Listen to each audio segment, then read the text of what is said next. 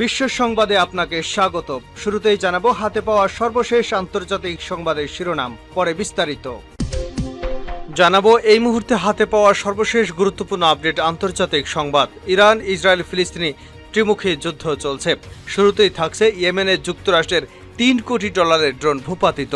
ইয়েমেনের হুতি বিদ্রোহীদের হামলায় ভূপাতিত হয়েছে যুক্তরাষ্ট্রের অত্যাধুনিক MQ-9 প্রিডেটর ড্রোন।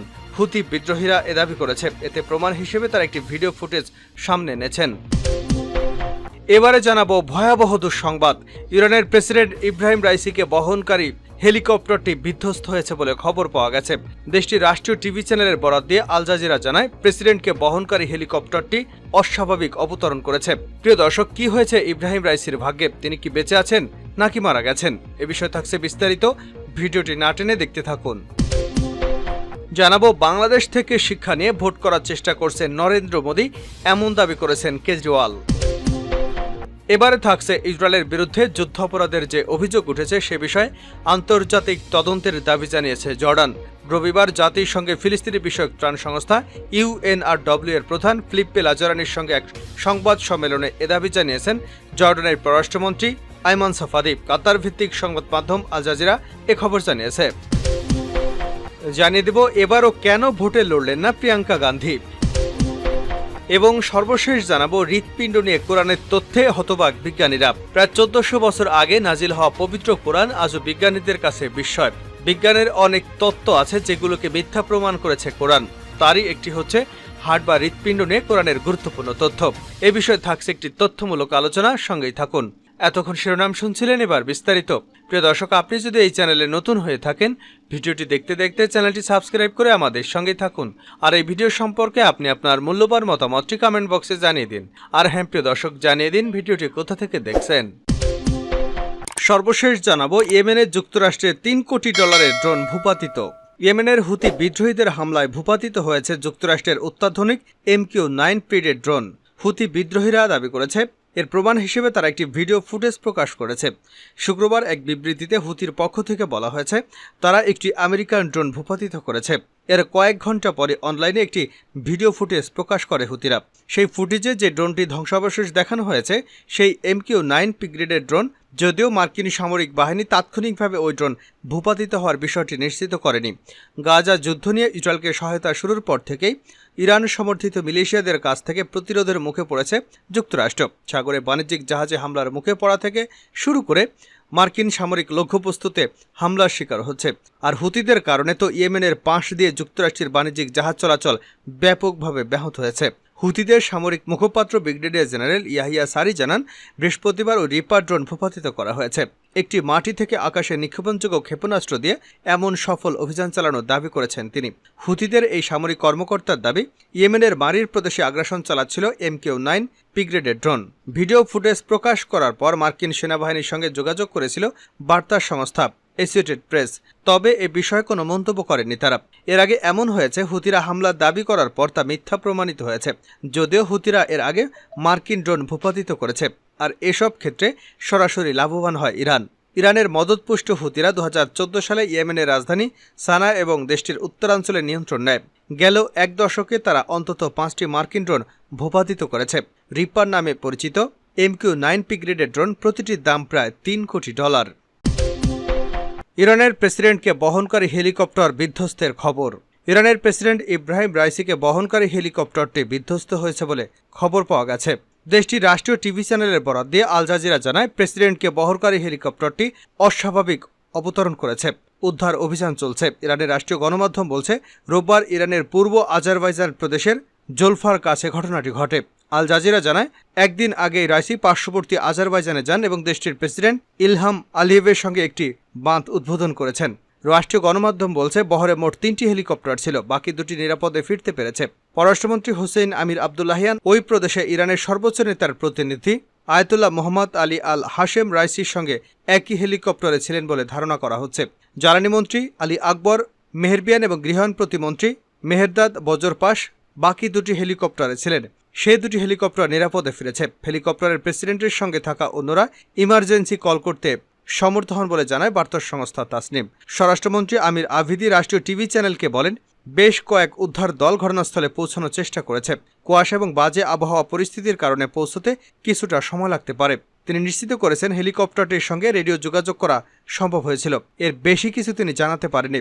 তবে তিনি জানান যোগাযোগ বিচ্ছিন্ন হয়ে গিয়েছিল। সরকারি বার্তা ওয়েবসাইট ইরনা জানায়, প্রেসিডেন্টের হেলিকপ্টারটি সংরক্ষিত দিজমার এলাকায় বিধ্বস্ত হয়েছে বলে মনে করা হচ্ছে। দিজমার বন এবং পাহাড়ে ঘেরা।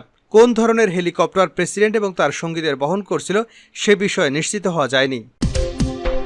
বাংলাদেশ থেকে শিক্ষা নিয়ে ভোট করার চেষ্টা করেছে মোদি, কেজরিওয়াল। বিশ্বের বৃহত্তম গণতান্ত্রিক দেশ ভারতের লোকসভা নির্বাচন চলছে। 7 দফার নির্বাচনের মধ্যে ইতিমধ্যেই 4 দফার ভোট সম্পন্ন হয়েছে। নির্বাচনে টানা তৃতীয়বার ভারতের প্রধানমন্ত্রী হবার দৌড়ে নেমেছেন নরেন্দ্র মোদী। নির্বাচনের মধ্যেই মোদীর ব্যাপক সমালোচনা করে দিল্লির মুখ্যমন্ত্রী অরবিন্দ কেজরিওয়াল বলেন, মোদী বাংলাদেশ এবং পাকিস্তানের নির্বাচন থেকে শিক্ষা নিয়ে ভারতের ভোটেও একই কাজ করার চেষ্টা করছেন। এমনকি রাশিয়ার সঙ্গেও ভারতের তুলনা করেছেন কেজরিওয়াল।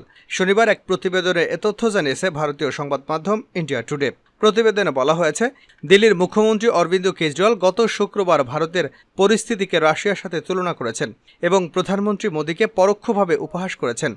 একই সঙ্গে ভারত খুব বিপজ্জনক পর্যায়ে যাচ্ছে বলেও দাবি করেছেন তিনি। মুম্বাইয়ের বান্দ্রা কুর্লা কমপ্লেক্সে বিরোধী ইন্ডিয়া ব্লকের এক সমাবেশে বক্তৃতাকালে কেজরিওয়াল বলেন, বর্তমানে দেশের পরিস্থিতি খুবই বিপজ্জনক। পুতিন রাশিয়ার প্রেসিডেন্ট। পুতিন হয় তার সব প্রতিদ্বন্দ্বী নেতাদের জেলে পাঠিয়েছেন, আর না হয় তাদের হত্যা করে ফেলেছেন। তারপর নির্বাচন পরিচালনা করেন এবং 87% ভোট পেয়েছেন। অরবিন্দ কেজরিওয়াল আরও বলেন, বাংলাদেশের সম্প্রতি নির্বাচন হয়েছে। নির্বাচনের আগে বাংলাদেশে সব বিরোধী নেতাকে গ্রেপ্তার করা হয়েছিল এবং নির্বাচনে শেখ হাসিনা নিরঙ্কুশ বিজয়ী হয়েছেন। পাকিস্তানের নির্বাচনেও দেশটির প্রবীণ নেতা ইমরান খানকে জেলে পাঠানো হয়েছিল। তার দলকে ধ্বংস করে দেওয়া হয়েছে, তার দলীয় প্রতীক ছিনিয়ে নেওয়া হয়েছে এবং এরপরে নির্বাচন পরিচালিত হয়েছে। দিল্লির মুখ্যমন্ত্রী বলেন, মোদিজি বাংলাদেশ ও পাকিস্তান থেকে শেখার পরে এখানে ভারতের একই জিনিস প্রয়োগ করবার চেষ্টা করছেন। তিনি আরও বলেন, তারা আমাকে জেলে রেখেছিল। দিল্লির সাবেক ডেপুটি সিএম মনীষ সিসোয়াকে জেলে রাখা হয়েছিল। কংগ্রেস পার্টির ব্যাংক অ্যাকাউন্ট আটকে দেওয়া হয়েছিল। এভাবেই আপনি নির্বাচনে প্রতিদ্বন্দ্বিতা করবেন এবং জিতবেন, এটি কাপুরুষতার চিহ্ন। গাজায় ইসরায়েলি যুদ্ধাপরাধের তদন্ত চায় জর্ডান। গাজায় ইসরায়েলের বিরুদ্ধে যুদ্ধাপরাধের যে অভিযোগ উঠেছে সে বিষয়ে আন্তর্জাতিক তদন্তের দাবি জানিয়েছে জর্ডান। রবিবার জাতিসংঘের ফিলিস্তিনি বিষয়ক ত্রাণ সংস্থা UNRW এর প্রধান ফিলিপে লাজারানির সঙ্গে এক সংবাদ সম্মেলনে এ দাবি জানিয়েছেন জর্ডানের পররাষ্ট্রমন্ত্রী আয়মান সাফাদি। কাতার ভিত্তিক সংবাদ মাধ্যম আল জাজিরা এ খবর জানিয়েছে। জর্ডানের পররাষ্ট্রমন্ত্রী বলেছেন, গাজা উপত্যকায় অনেক নথিভুক্ত যুদ্ধাপরাধের ঘটনা ঘটেছে। আমরা এগুলোর বিস্তৃত আন্তর্জাতিক তদন্তের দাবি জানাচ্ছি, যা এই যুদ্ধগুলোকে থামাবে এবং জড়িতদের বিচারের আওতায় আনবে। ইসরায়েলি হামলায় জাতিসংঘের ত্রাণকর্মী নিহতের ঘটনায় সমালোচনা করেছে আয়মান সাফাদি। এছাড়া ফিলিস্তিনের উপত্যকায় মানবিক ত্রাণ প্রবেশের পরিমাণ নিয়েও ইসরায়েলের বিরুদ্ধে বিষোদ্গার করেছেন তিনি। তার মতে, গাজায় প্রয়োজনীয় ত্রাণ পাচ্ছে না সেখানকার বেসামরিকরা। গাজার স্বাস্থ্য মন্ত্রণালয়ের তথ্য অনুসারে 7 অক্টোবর থেকে গাজায় চলমান ইসরায়েলি আগ্রাসনে 35,000-এরও বেশি ফিলিস্তিনি নিহত হয়েছেন। সর্বশেষ জানাবো, হৃৎপিণ্ড নিয়ে কোরআনের তথ্যে বিজ্ঞানীরা হতবাক। প্রায় 1400 বছর আগে নাজিল হওয়া পবিত্র কোরআন আজও বিজ্ঞানীদের কাছে বিস্ময়। বিজ্ঞানের অনেক তত্ত্ব আছে যেগুলোকে মিথ্যা প্রমাণ করেছে কোরআন। তারই একটি হচ্ছে হার্ট বা হৃৎপিণ্ড নিয়ে কোরআনের গুরুত্বপূর্ণ তথ্য। বিজ্ঞানীরা এতদিন মনে করতেন মানবদেহের চিন্তাভাবনার কেন্দ্রবিন্দু ব্রেইন অথবা মস্তিষ্ক, কিন্তু কোরআন বিজ্ঞানীদের সেই ধারণা ভুল প্রমাণ করে দিয়েছে। বিজ্ঞানীদের বিশ্বাস ছিল আমাদের চিন্তাভাবনা থেকে সবকিছুই মস্তিষ্ক প্রসূত, কিন্তু পবিত্র কোরআনে আল্লাহ তাআলা চিন্তাভাবনার জন্য ব্রেইন বা মস্তিষ্কের চেয়ে হার্টের কথাই বেশি উল্লেখ করেছে। সেই অর্থে কোরআনে মস্তিষ্কের কথা সেভাবে আসেনি। বিজ্ঞানীদের ভাষ্য মতে ব্রেইনের গুরুত্ব বেশি, কারণ হার্ট একটি অঙ্গ মাত্র যা কেবল রক্ত পরিশোধন এবং পরিচালনা করে। সেই অর্থে মাথাতেই সব ধরনের জ্ঞান বুদ্ধি। কিন্তু কোরআনে আল্লাহ তাআলা হার্টের গুরুত্ব বেশি দিয়েছেন। সূরা সিজদায় 9 নম্বর আয়াতে আল্লাহ বলেছেন, তারপর তিনি মানুষকে সুঠাম করেছেন এবং তাতে নিজের রূহ ফুঁকে দিয়েছেন, আর তিনি তোমাদের জন্য কান, চোখ এবং হৃদয় সৃষ্টি করেছেন। তোমরা খুব সামান্যই কৃতজ্ঞতা প্রকাশ করো। এছাড়া আল্লাহ তাআলা কোরআনে মানুষের হৃদয়ের রোগের কথাও বলেছেন। যাদের অন্তরে রোগ আছে, যাদের অন্তর তালাবদ্ধ, তারা সুপথপ্রাপ্ত হয় না, তারা মন্দ কাজে জড়িয়ে পড়েন। সূরা আহজাবের 12 নম্বর আয়াতে আল্লাহ তাআলা বলেন, আর স্মরণ করো যখন মুনাফিকরা, যাদের হৃদয়ে ছিল ব্যাধি, তারা বলছিল, আল্লাহ এবং তার রাসূল আমাদেরকে যে প্রতিশ্রুতি দিয়েছিলেন তা প্রতারণা ছাড়া কিছু নয়। কোরআনের বাণী যে অক্ষরে অক্ষরে সত্য তা হার্ট নিয়ে সাম্প্রতিক এক গবেষণায় উঠে এসেছে। গবেষণায় বলা হয়েছে, মানুষের হার্ট বা হৃদয়ের নিজস্ব একটা মন আছে, যা মস্তিষ্ক থেকে আলাদাভাবে চিন্তা করে এবং নিজস্ব কিছু ধ্যান ধারণা পোষণ করে। মস্তিষ্কের মতোই হার্টের নিজস্ব তথ্য সংরক্ষণ বা প্রক্রিয়াকরণের ক্ষমতা রয়েছে বলেও গবেষকরা জানিয়েছে। বিজ্ঞানীরা গবেষণা করে দেখতে পেয়েছেন, হার্ট প্রতিনিয়ত ব্রেনের সাথে সংযোগ রক্ষা করে চলে। এটা অনেকটা এমন যে তাদের মধ্যে সবসময় কথাবার্তা চলছে। তবে মস্তিষ্কের তুলনায় হৃদয় বেশি সিগন্যাল পাঠায়, অর্থাৎ হৃদয় মস্তিষ্ককে বলে দেয় তুমি এভাবে ভাবো বা এভাবে চিন্তা করো। সবচেয়ে আশ্চর্যজনক বিষয় হচ্ছে, ব্রেন এবং হার্ট দুটোই অনেক সময় ভবিষ্যতের সংকেত পেয়ে থাকে। সেদিক থেকে ব্রেনের চেয়ে এগিয়ে আছে হার্ট। একটি মানব শিশু ভ্রূণ অবস্থাতে থাকতেই হৃদস্পন্দন শুরু হয়, অর্থাৎ একটি ভ্রূণে মস্তিষ্ক গঠিত হওয়ার আগেই হৃৎপিণ্ড কাজ শুরু করে দেয়। কোরআনে এমন বিস্ময়ের কথা বিজ্ঞানীরা অতি সম্প্রতি জানতে পেরেছেন। বিগত কয়েক দশকের সময় বেশি ধরে চালানো বিভিন্ন গবেষণায় জানা গেছে, আবেগপূর্ণ তথ্য 5 থেকে 7 সেকেন্ড আগেই জানতে পারে হার্ট।